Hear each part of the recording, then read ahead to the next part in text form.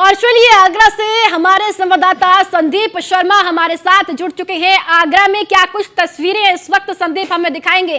संदीप, देखिए लगातार तस्वीरें न्यूज़ वन इंडिया अपने दर्शकों को दिखा रहा है कि आज लोकतंत्र के महापर्व में किस तरीके से मतदाताओं को जो उत्साह है वो देखने को मिल रहा है। आगरा की तस्वीरें दिखाइए और बताइए कि किस तरह से मतदाता और कितनी संख्या में मतदान केंद्र पहुंच रहे हैं। बिल्कुल, देखिए आपको बता दें कि जहां लोकतंत्र की शुरुआत हो चुकी है, इसको कहें तो लोकतंत्र का एक ये बड़ा त्योहार है। आज जो मतदाता हैं वो अपने मत का प्रयोग कर रहे हैं और आज का दिन इसलिए खास दिन हो जाता है कि जितने भी जो चुनावी मैदान में प्रत्याशी हैं उनके भाग्य का फैसला आज मतदाता इस ईवीएम मशीन में बटन दबाकर कैद करेंगे। तो कहीं ना कहीं सुबह 7 बजे से मतदाता अपने मत का प्रयोग करने के लिए आ रहे हैं और ये शाम 6 बजे तक ये सिलसिला जारी रहेगा। वहीं अगर अभी करीब 9:30 पौने 10 का समय है, अगर बात लोगों की करें तो लोग कम दिखाई दे रहे हैं क्योंकि गर्मी भी काफी हो चुकी है। लोग जो लोकसभा फतेहपुर सीकरी जो सीट है आगरा की, यहाँ पर ये देहात एरिया है, रूरल एरिया है, तो कहीं ना कहीं महिलाएं भी हैं जो कि दोपहर बाद एक बार यहाँ भीड़ देखने को मिलेगी। और कहीं ना कहीं अगर सुरक्षा व्यवस्था की बात करें तो सुरक्षा व्यवस्था चाक चौबंद की गई है। तमाम जो पुलिस फोर्स है वो यहाँ पर लगाया गया है। पोलिंग जो पार्टियां थी वो कल ही शाम अपने जो बूथ थे वहां पर पहुंच गई थी, मतदेय स्थल थे वहां पहुंच गई थी और लगभग पूरी तैयारियां कर ली है। मैं तस्वीरों में देखिए आपको दिखाना चाहूंगा कि ये लोकसभा फतेहपुर सीकरी जो सीट है उसके गढ़ी थाना पोलिंग बूथ पर हम मौजूद हैं, जहां पर इस समय हम मौजूद खड़े हुए। सुबह 7 बजे से यहाँ जो मतदाता हैं वो अपने मत का प्रयोग कर रहे हैं और शाम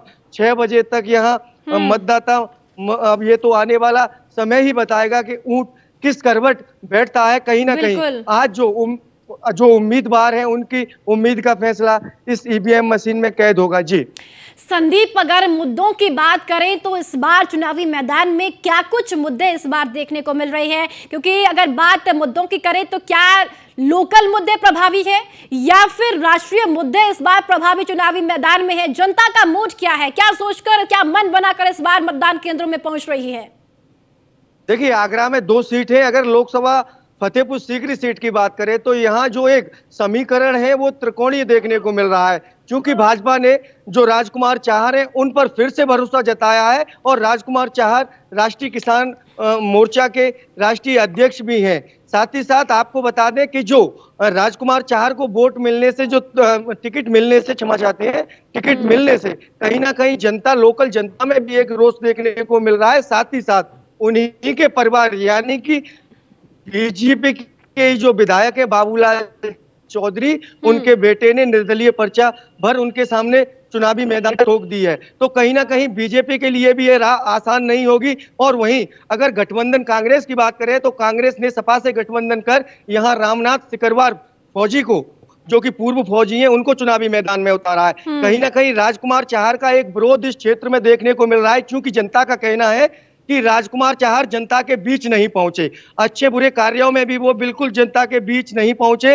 इस चीज का लोकल में एक विरोध भी देखने को मिल रहा है। तो कहीं ना कहीं अगर बात बीजेपी की करें तो बीजेपी की आज भी लहर देखने को मिल रही है, लेकिन लोकसभा सीट फतेहपुर सीकरी पर जो लोकल मुद्दे हैं उनको लेकर जनता में एक रोष देखने को मिल रहा है। जनता नाराज भी दिख रही है। वहीं यही वजह है कि राजकुमार चाहर जिस भी मंच पर गए और वहां से उन्होंने अपनी गलती को स्वीकार किया और जनता से माफी मांगी।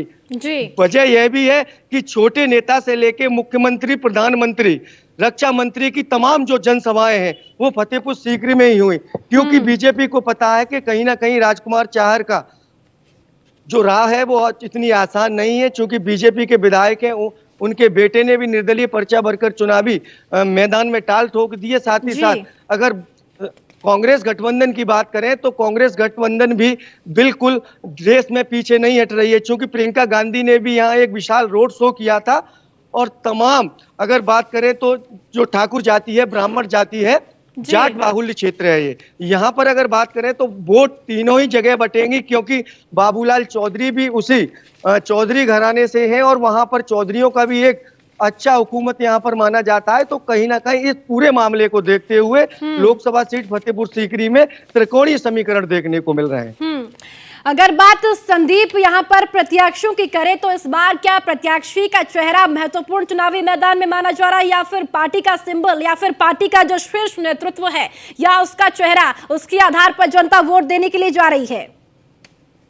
देखिए, बिल्कुल कहीं ना कहीं आपने बिल्कुल सही सवाल किया। कहीं ना कहीं आज यहाँ की जनता है, क्योंकि ये मैंने आपको बताया कि रूरल एरिया है और यहाँ का जो मतदाता है वो किसान यानी कि खेती से जुड़ा हुआ है, किसान का उसका व्यवसाय है। तो कहीं ना कहीं अगर बात करें तो 30 से 40% व्यक्ति ऐसे हैं जो कि केवल बीजेपी पार्टी को वोट कर रहे हैं। वहीं जो लोग थोड़ा बहुत राजनीति से संपर्क रखते हैं तो उनके सामने जो बीजेपी प्रत्याशी राजकुमार चाहर है उनका विरोध भी यहाँ साफ देखने को मिल रहा है। तो कहीं ना कहीं अगर बीजेपी यहाँ से रेस में पीछे रहती है तो राजकुमार चाहर एक बड़ी वजह रहेंगे, क्योंकि लोकल जनता में उनका विरोध है।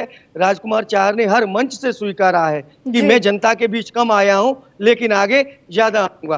तो कहीं ना कहीं राजकुमार चाहर का भी विरोध देखने को मिल रहा है। अगर यहाँ की बात करें तो यहाँ आधी जनता ऐसी है जो कि बीजेपी के सिग्नल को वोट कर रही है, वहीं आधे लोग ऐसे हैं जो लोकल प्रत्याशी के चेहरे को देखकर वोट कर रहे हैं। चलिए ठीक है संदीप, फिर से आपके पास मैं लौटूंगी।